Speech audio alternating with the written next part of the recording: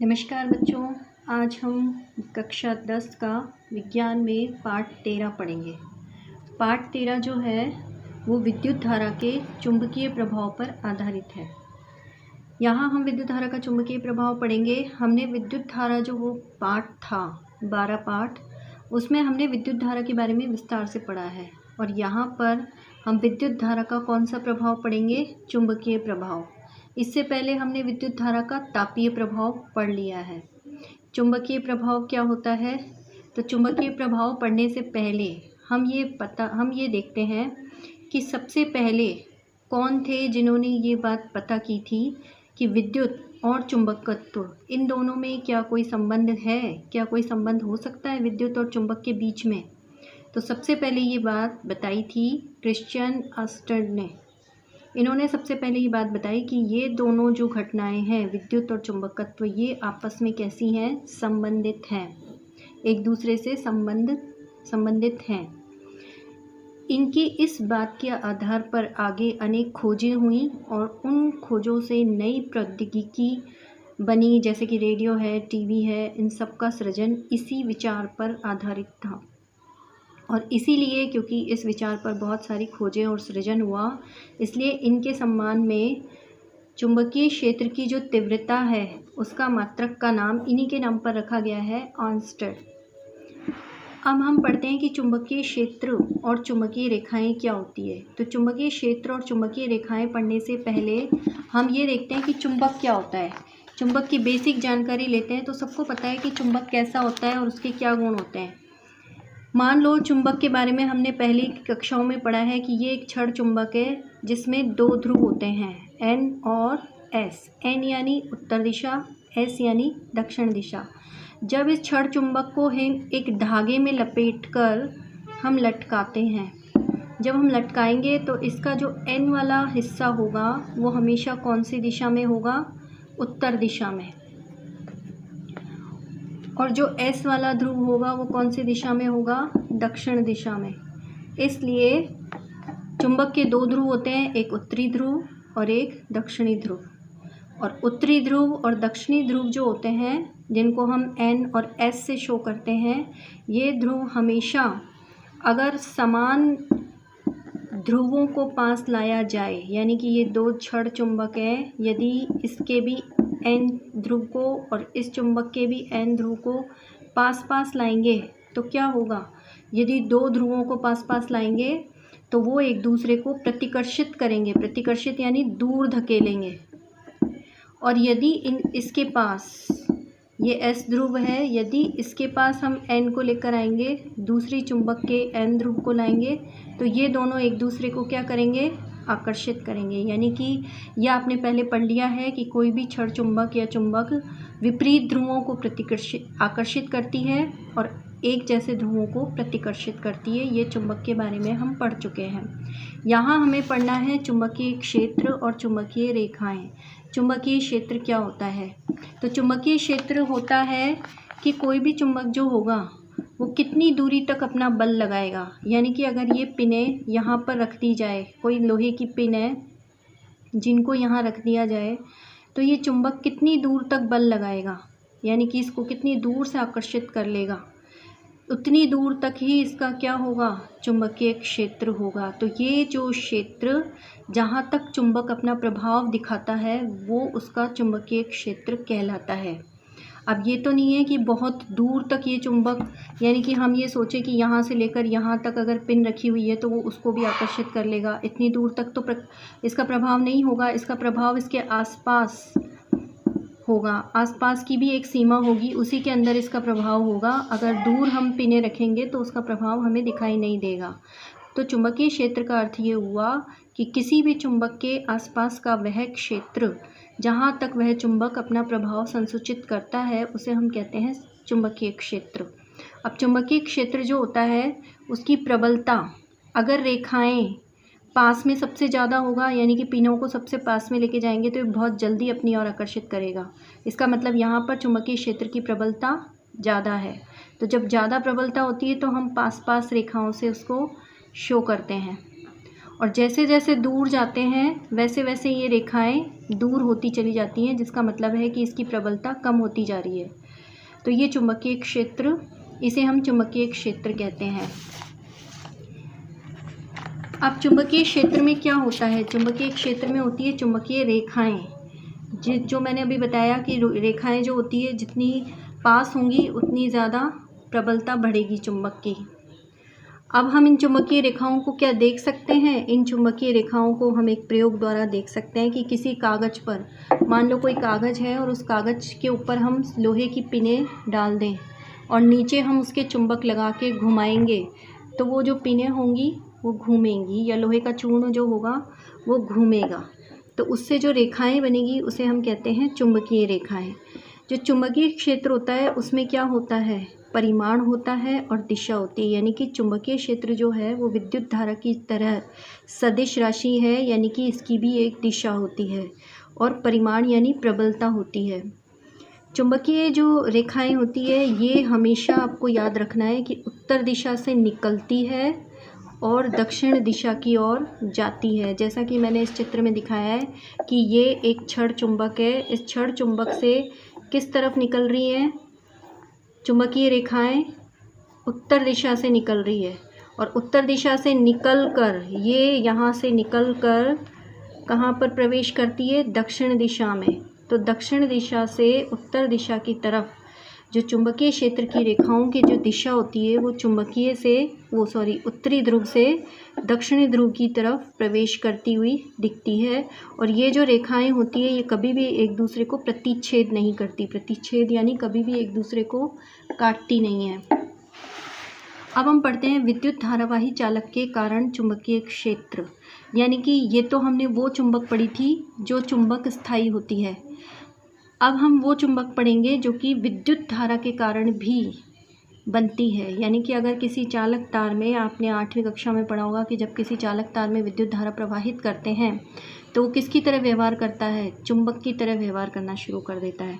तो ऐसा जो तार होता है वो विद्युत धारावाही चुंबकीय क्षेत्र बनाता है। अब इसमें भी जो चुंबक के जो चालक तार, जैसे कि मान लो ये तार लिया मैंने, इस तार में, ये एक तार है, इस तार में जब मैंने विद्युत धारा प्रवाहित की तो विद्युत धारा प्रवाहित करने पर इसमें चारों ओर क्या पैदा होगा? चुंबकीय क्षेत्र पैदा होगा। तो ये जो चुंबकीय क्षेत्र पैदा होगा इससे चुंबक की तरह व्यवहार करेगा। यानी कि मैं जब इसके पास लोहे की कोई चीज़ लाऊंगी, पिन वगैरह लाऊंगी, तो ये उसको अपनी ओर आकर्षित करेगा। लेकिन ये जो चुंबकीय क्षेत्र होगा ये किससे प्रभावित होगा? ये विद्युत धारा से प्रभावित होगा। कैसे प्रभावित होगा? कि इस चुंबकीय क्षेत्र की जो दिशा और इसका जो परिमाण है, प्रबलता है, वो किससे प्रभावित होगी? विद्युत धारा से।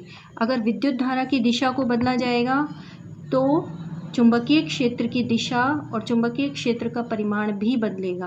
तो ये बात आपको ध्यान रखनी है कि विद्युत धारा से जो चुंबक बनता है वो विद्युत धारा की दिशा और विद्युत धारा के मान से प्रभावित होता है। कैसे? उसकी दिशा और उसका परिमाण बदल जाता है।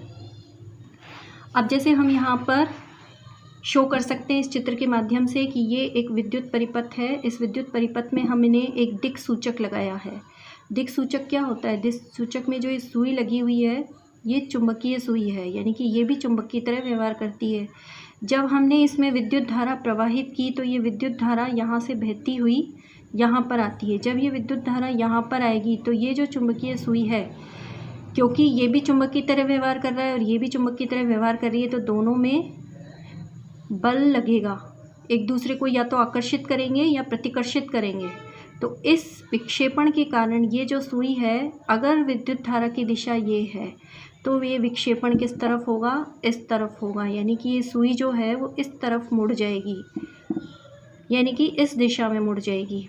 और अगर हमने जैसे ही विद्युत धारा की दिशा बदली, जैसे हमने इस परिपथ में बदली, पहले यूँ चल रही थी, अब ये यूँ चल रही है, तो जब यूँ चली, जब विद्युत धारा इस दिशा में चलेगी तो ये जो सुई थी वो अब की बार इस तरफ विक्षेपित हो गई। यानी कि इससे क्या पता चला? इससे निष्कर्ष ये चला कि विद्युत धारा की दिशा में परिवर्तन करने से चुंबकीय क्षेत्र में भी परिवर्तन होता है। अगला टॉपिक देखते हैं। अगला टॉपिक है चुंबकीय क्षेत्र। चुंबकीय क्षेत्र कैसे बनता है? चुंबकीय क्षेत्र बनता है चुंबकीय रेखाओं से, और चुंबकीय रेखाएं जो तार है जिसमें हमने विद्युत धारा प्रवाहित की है, चुंबक बनाया है, उसके चारों ओर बनती है। कैसे बनती हैं? ये सकेंद्रीय वृत्त के रूप में बनती है, यानी कि गोलाकार आकृति में बनती है। दूसरा, इनकी जो संख्या होती है वो चुंबक के पास ज़्यादा होगी, और चुंबक से जैसे जैसे दूर लेके जाएंगे इनकी संख्या कम होती जाएगी, जिससे ये पता चलता है कि प्रबलता, चुंबक की प्रबलता चुंबक के नज़दीक ज़्यादा होती है और चुंबक से दूर ले जाने पर कम होती जाती है। अब जैसे यहाँ पर हम इस परिपथ में दिखा सकते हैं, इस परिपथ में देखें तो जब हम विद्युत धारा यहाँ से प्रवाहित हुई तो ये एक कागज़ हमने इसमें जोड़ा हुआ है।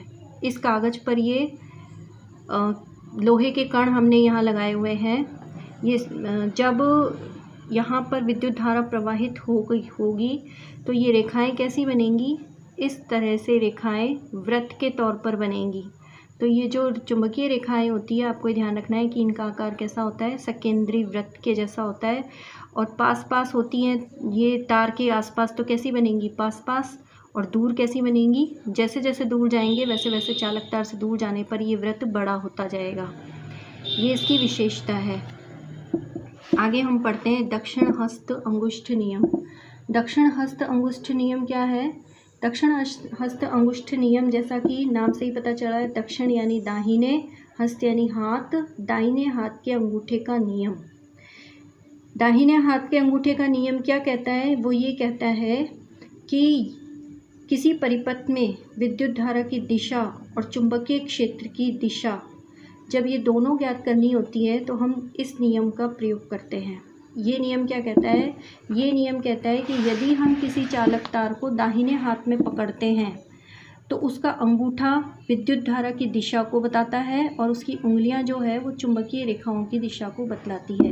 जैसे मैं बताऊं कि मान लो मेरे हाथ में दाहिने हाथ में, तो दाहिने हाथ का मतलब ये वाला हाथ, इस हाथ में जब मैं इस चालक तार को पकड़ूंगी तो इस चालक तार में ऐसे मैं इस तार को पकड़ूंगी तो इस तार में जो मेरा अंगूठा है वो किसकी दिशा को व्यक्त करेगा? विद्युत धारा की। और ये जो उंगलियां हैं मेरी यूँ घूम के जो जा रही है, ये उंगलियां, ये जो घूम रही हैं उंगलियां, ये किसको व्यक्त करेंगी? चुंबकीय क्षेत्र की दिशा को। यानी कि विद्युत धारा तो ऐसे बह रही है और जो चुंबकीय क्षेत्र की रेखाओं की जो दिशा है वो इस तरह से है। तो ये है दाहिने हाथ का नियम। आपको याद हो गया होगा कि दाहिने हाथ का नियम है कि दाहिने हाथ से किसी धारावाहिक चालक तार को पकड़ने पर अंगूठा तो क्या बताता है? विद्युत धारा। आपको मेन बात तो ये ध्यान रखनी है कि अंगूठा किसको बताता है? विद्युत धारा को। और उंगलियां किसको बताती है? चुंबकीय रेखाओं की दिशा को। ये मैंने चित्र के माध्यम से भी समझाया है। ये दाहिने हाथ से अगर हम इस तरह से पकड़ेंगे तार को तो अंगूठा विद्युत धारा की दिशा को और उंगलियां चुंबकीय क्षेत्र की दिशा को व्यक्त करती है। आगे हम पढ़ते हैं कि धारावाही चालक तार के लूप पाश में चुंबकीय क्षेत्र, यानी कि अगर तार लूप के रूप में मोड़ दिया जाए। लूप के रूप में मतलब जब हम तार को गोल गोल मोड़ दें, मान लो ये तार है, अगर इस तार को हम ऐसे लूप बना दें, ऐसा गोल गोल बना दें तो ये कहलाएगा लूप। अगर हम इसमें विद्युत धारा प्रवाहित करें तो चुंबकीय क्षेत्र कैसा बनेगा? तो चुंबकीय क्षेत्र इस चालक तार के चारों ओर, तार के चारों पास ही बनता है, ये हमने पढ़ लिया। तो ये जो रेखाएं बनेंगी, ये रेखाएं हमने ये भी पढ़ लिया कि चुंबकीय रेखाएं कैसे बनती है? गोलाकार बनती है। तो बीच में जो रेखा बनेगी वो सरल रेखा के रूप में बनेगी। अब मैं इसमें बताती हूँ आपको कि इस तरह से इस चित्र को बनाकर यदि तार को हम मान लो ये तार है, ये तार इस तरह से है जिसको हमने मोड़ दिया है। इस तार को मोड़कर हमने इस तार में जब विद्युत धारा प्रवाहित की तो इस तार के दोनों तरफ चुंबकीय क्षेत्र का निर्माण होगा। लेकिन हम जानते हैं कि विद्युत धारा जो है वो उत्तरी ध्रुव से दक्षिणी ध्रुव की तरफ बहती है। तो अब यहाँ पर ये जो चुंबकीय क्षेत्र की रेखाएं हैं ये इस तरह से बहेंगी, तार के इस तरफ भी और तार के उस तरफ, यानी दोनों तरफ तार है तो दोनों तरफ ही ये चुंबकीय रेखाएं बनेंगी। इन सब की दिशाएं एक ही तरफ होंगी और बीच में ये बिल्कुल एक सरल रेखा बनाएगी। और ये वृत्त बड़े होते चले जाएंगे केंद्र में। तो इस तरह से ये धारावाही चालक को तार को मोड़ने पर ये होता है। अब हम पढ़ेंगे परिनालिका के बारे में। परिनालिका किसे कहते हैं? परिनालिका क्या होता है? परिनालिका जब हम किसी तार को गोल गोल फेरे बनाते हैं और एक बेलनाकार आकार दे देते हैं तो उसे हम कहते हैं परिनालिका। जैसे मैं बताऊं आपको कि ये जो तार है, इस तार को यदि गोल गोल इस तरह से घुमाया जाएगा किसी चीज़ के ऊपर, मान लो इस पेन के ऊपर यदि मैं चलाती हूँ इस तरह से, तो ये जो तार है ये बेलनाकार इस आकृति में हो जाएगा। तो इसको हम क्या कहेंगे? इसको हम कहेंगे परिनालिका। अब इस परिनालिका में यदि हम विद्युत धारा प्रवाहित करेंगे तो ये किसकी तरह व्यवहार करेगी? ये व्यवहार करेगी छड़ चुंबक की तरह। छड़ चुंबक क्या होती है? छड़ चुंबक ऐसी होती है। तो ये छड़ चुंबक की तरह व्यवहार करेगी। छड़ चुंबक का व्यवहार कैसा होता है कि ये दक्षिणी ध्रुव और ये उत्तरी ध्रुव की तरह व्यवहार करेगी। और इसमें जब चुंबकीय रेखाएं बनेंगी तो वो कैसी बनेंगी? सीधी सरल रेखा में बनेंगी। इसमें चुंबकीय क्षेत्र में रेखाएं बिल्कुल सीधी सरल रेखाएं बनेंगी और इनके बीच में सब जगह चुंबकीय क्षेत्र का मान समान होगा। ये प्रश्न पूछा जाता है कि परिनालिका में चुंबकीय क्षेत्र किसी भी बिंदु पर कितना होगा? तो समान होगा। और अगर हम इसमें बीच में लोहे का नर्म क्रोड रख दें तो वो क्या बन जाएगा? चुंबक। तो इसको हम विद्युत चुंबक बनाने के काम में भी लेते हैं। इस प्रकार इसे हम कहेंगे परिनालिका, जो कि विद्युत धारा प्रवाहित करने पर किसकी तरह व्यवहार करती है? छड़ चुंबक की तरह व्यवहार करती है। अब हम पढ़ते हैं चुंबकीय क्षेत्र में धारावाही चालक पर बल। चुंबकीय क्षेत्र में धारावाही चालक पर बल कैसे लगता है? ये बात सबसे पहले किसने बताई थी? ये बात सबसे पहले बताई थी एम्पियर ने। इन्होंने ये बताया कि किसी धारावाहिक चालक को किसी चुंबक के पास यदि लाया जाए तो उसमें बल आरोपित होता है। यानी कि अगर चुंबक को और एक तार को पास में लाएं तो दोनों के बीच में क्या होगा? बल लगेगा दोनों के बीच में। अब इसमें ध्यान देने वाली 3 बातें होती हैं। कौन कौन सी? पहली बात तो ये कि हमें ये पता होना चाहिए कि चुंबकीय क्षेत्र की दिशा कौन सी है, विद्युत धारा की दिशा कौन सी है, और फिर जो दोनों के कारण जो बल लग रहा है उसकी दिशा कौन सी है। इन तीनों की दिशा हमें पता होनी चाहिए। इन तीनों की दिशा पता करने के लिए हम कौन सा नियम देखते हैं? इसमें देखते हैं फ्लेमिंग का वामहस्त नियम। फ्लेमिंग का वामहस्त नियम क्या है? फ्लेमिंग का वामहस्त नियम है कि अपने बाएं हाथ का जो अंगूठा है, अपने बाएं हाथ को, ये मेरा बायां हाथ है, इस बाएं हाथ को मुझे इस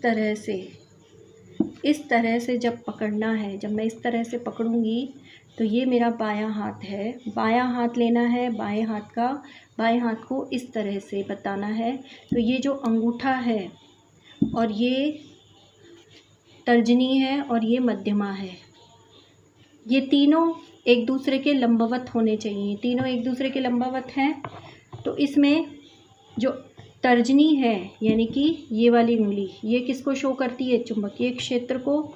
मध्यमा उंगली जो होगी वो विद्युत धारा को शो करेगी और ये जो अंगूठा होगा ये बल की दिशा को यानी कि गति की दिशा को शो करेगा। इसे कहते हैं हम वामहस्त नियम, फ्लेमिंग का वामहस्त नियम।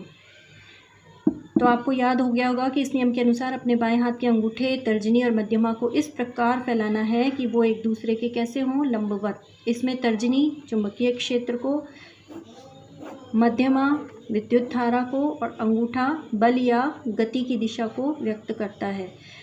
इस सिद्धांत पर कौन कौन से उपकरण कार्य करते हैं? जैसे विद्युत मोटर है, माइक्रोफोन है, विद्युत मापक यंत्र है, इन सब में इसी सिद्धांत का काम चलता है। और ये मैंने चित्र के माध्यम से भी समझाया है कि अंगूठा बल की दिशा को, तर्जनी चुंबकीय क्षेत्र की दिशा को और मध्यमा विद्युत धारा की दिशा को व्यक्त करती है। और इसी तरह से अब आज हम इतना ही पढ़ेंगे। आगे का पाठ हम नेक्स्ट वीडियो में पढ़ेंगे।